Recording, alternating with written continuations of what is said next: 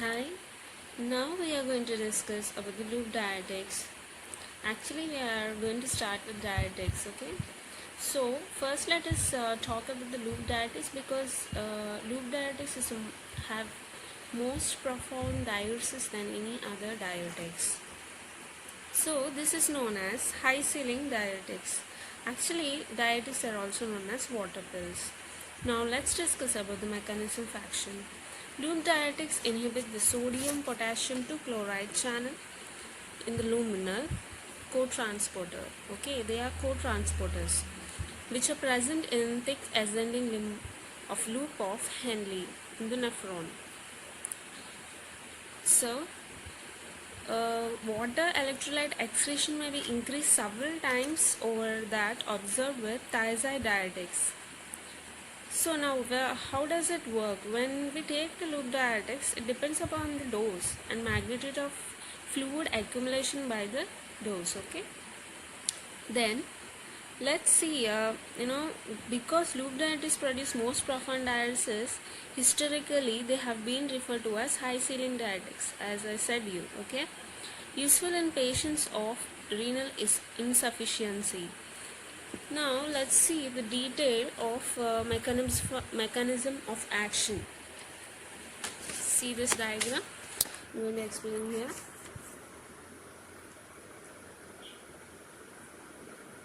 This is lumen of urine and this is interstitium of blood, and here the exchange of ion takes place where sodium, potassium and 2 chloride get exchanged, and due to the increased they get transport. Here potassium leaks through this channel, potassium channel. Okay, then there are also in between this potassium leaks in this channel back into the urine lumen. So it develops a positive charge. As it develops a positive charge, it helps in electrical driving force of paracellular reabsorption of magnesium and calcium. So due to the development of positive charge, these move inside this. So what we should do here, we should block sodium potassium 2 chloride channels so that these electrolytes most accumulation can be inhibited. So when we block this, the electrolytes and these cations and these all drain out in the urine by using loop diuretics. So what are the drugs? Butamide, ethacrynic acid, furosemide, torsemide. So let's see the steps now clearly. So sodium, potassium and 2 chloride get reabsorption. Then accumulation of potassium takes place. Then potassium leaks out through potassium channel. Then it attains a positive charge outside. See, you check out the diagram. Then positively charged results in electrical driving force of paracellular reabsorption of cations, magnesium, calcium. So when we block this sodium potassium 2 chloride channels to transporters, then we can lose water, sodium, potassium, magnesium, calcium. Let's go to the indications of loop diuretics. So what are the indications where we can use to drain out the electrolytes when there is increased absorption of such cations? So mostly these are used in potent diuretics, potent diuresis, less effective in lowering BP than thiazide diuretics. Actually they are less effective, but in the diuresis loop diuretics are more effective. It's helpful in severe edema where potent diuresis is needed, including cardiac heart failure, cirrhosis, renal disease and nephrotic syndrome. Renal disease, why? Because there is a decreased in GFR rate, so that is less than 30 ml per minute, so you can use loop diuretics here. Then you can use in short-term management of ascites due to malignancy, idiopathic edema, lymphedema. You can use also in pulmonary edema. Actually it's mandatory when you have to use medication rapidly. So you can use it in pulmonary edema, and also when there is no chances of oral absorption, or you can give it in an IV bolus. Then you can use it in hypercalcemia, where calcium levels increased in the body. So you can drain out the calcium by using loop diuretics. Now let's see the contraindications in the loop diuretics. I just with my handwriting, okay? It's not that good, but contraindications, it increases due to use of loop diuretics, it increases the electrolyte balance, the electrolytes, and it results in azotemia, anuria, oliguria during treatment. So you can discontinue when there is any doubt with increased decreased electrolyte balance. Then can be reduced when you use NSAIDs. The loop diuretics activity get decreased whenever you use NSAIDs. It's not that prominent, but you can check it out. Monitor them. Pharmacokinetics. Onset of action is relatively rapid, usually 30 minutes per one dose, 5 minutes for when we use in IV, when we take it in IV, that is ethacrynic acid. After after taking dose peaks gives 2 hours. It takes 2 hours to rise the peaks and lasts 6 to 8 hours. Most diuretics have shortened duration. That's why you may need 2 doses daily. Then let's go to the side effects. Side effects are hypokalemia. Hypokalemia, why? Because if you drain out, if that results in draining of more potassium through the body, then it results in hypokalemia. Ototoxicity is when you use any other aminoglycosides, cephalosporin and antibiotics, then it results in ototoxicity, increased effect of ototoxicity. Hyperuricemia, because when you use more, when there is uric acid pathway, then it disturbs it and it results in accumulation of uric acid and results in hyperuricemia. Hypomagnesemia is because magnesium also get decreased, that's why it results in hypomagnesemia. Then dehydration is common, so I have said the reasons, because all the electrolytes get drained, and hypotension and shock may be also resulted. Interactions, you see interactions with lithium, increased toxicity potential of aminoglycosides, cephalosporin, antibiotics. Ototoxicity get increased when you use loop diuretics with aminoglycosides, cephalosporin, antibiotics. Lithium, when we take lithium in any psychotic disorders or something, it results in decreased renal clearance. Then lithium get accumulated and results in toxicity. Then NSAIDs, it has to be monitored when taking when these are taken with patients with nephrotic cirrhosis. Thank you. Hi, now we are going to discuss about the loop diuretics. Actually, we are going to start with diuretics, okay?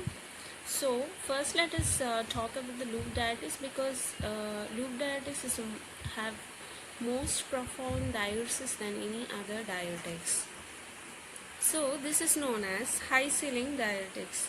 Actually, diuretics are also known as water pills. Now let's discuss about the mechanism of action.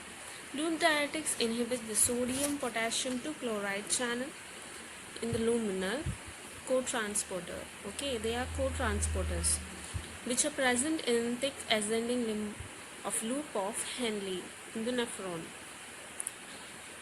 So, water electrolyte excretion may be increased several times over that observed with thiazide diuretics. So now, how does it work? When we take the loop diuretics, it depends upon the dose and magnitude of fluid accumulation by the dose. Okay. Then let's see. Because loop diuretics produce most profound diuresis, historically they have been referred to as high ceiling diuretics, as I said you. Okay. Useful in patients of renal insufficiency. Now let's see the detail of mechanism of action. See this diagram. I'm going to explain here.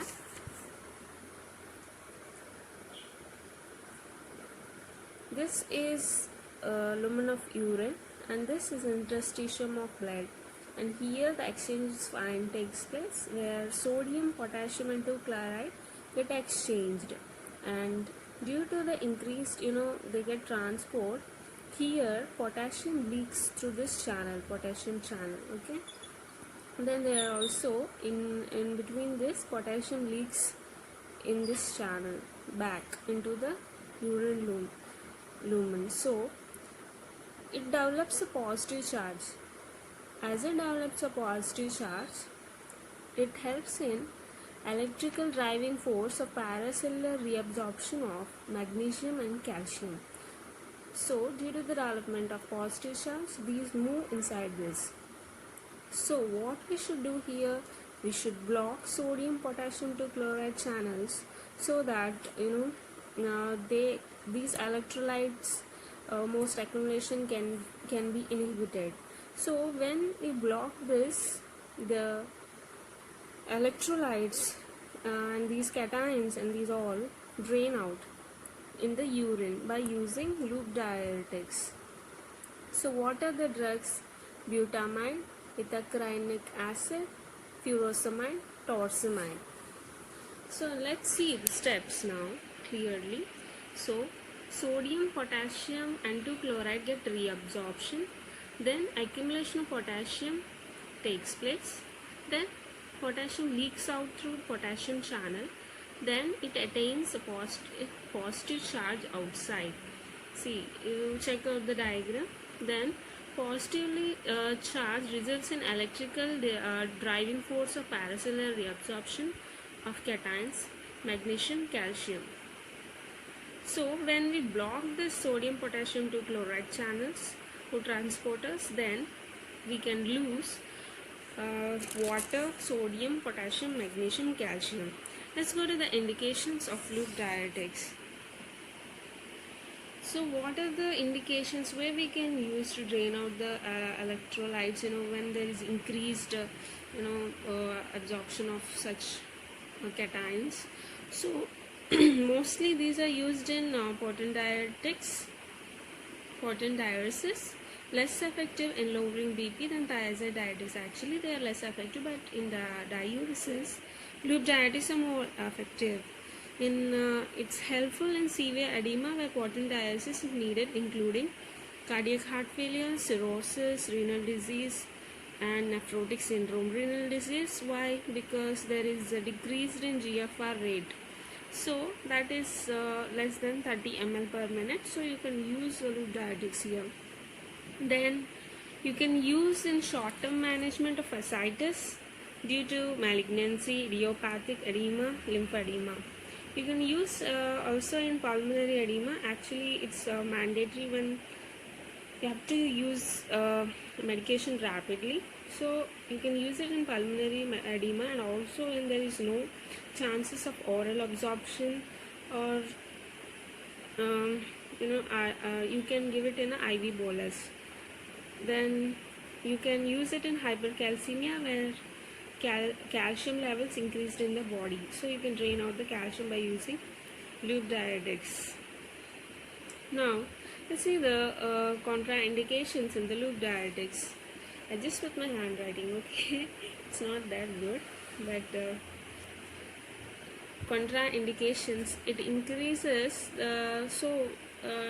due to use of loop diuretics, it increases the electrolyte balance, the electrolytes, and it results in azotemia, anuria, oliguria during treatment. So you can discontinue when there is any doubt with increased decreased electrolyte balance. Then can be reduced when you use NSAIDs. The loop diuretics activity get decreased whenever you use NSAIDs. It's not that prominent, but you can check it out. Monitor them. Pharmacokinetics. Onset of action is relatively rapid, usually 30 minutes per one dose, 5 minutes for when we use in IV, when we take it in IV, that is ethacrynic acid. After dose after taking dose peaks gives 2 hours. It takes 2 hours to rise the peaks and lasts 6 to 8 hours. Most diuretics have shortened duration, that's why you may need 2 doses daily. Then let's go to the side effects. Side effects are hypokalemia. Hypokalemia, why? Because if you drain out, if that results in draining of more potassium through the body, then it results in hypokalemia. Ototoxicity is when you use any other aminoglycosides, cephalosporin and antibiotics, then it results in ototoxicity, increased effect of ototoxicity. Hyperuricemia, because when you use more, when there is uric acid pathway, then it disturbs it and it results in accumulation of uric acid and results in hyperuricemia. Hypomagnesemia is because magnesium also get decreased, that's why it results in hypomagnesemia. Then dehydration is common, so I have said the reasons, because all the electrolytes get drained, and hypotension and shock may be also resulted. Interactions, you see interactions with lithium, increased toxicity potential of aminoglycosides, cephalosporin, antibiotics. Ototoxicity get increased when you use loop diuretics with aminoglycosides, cephalosporin, antibiotics. Lithium, when we take lithium in any psychotic disorders or something, it results in decreased renal clearance, then lithium get accumulated and results in toxicity. Then NSAIDs, it has to be monitored when taking when these are taken with patients with nephrotic or cirrhosis. Thank you.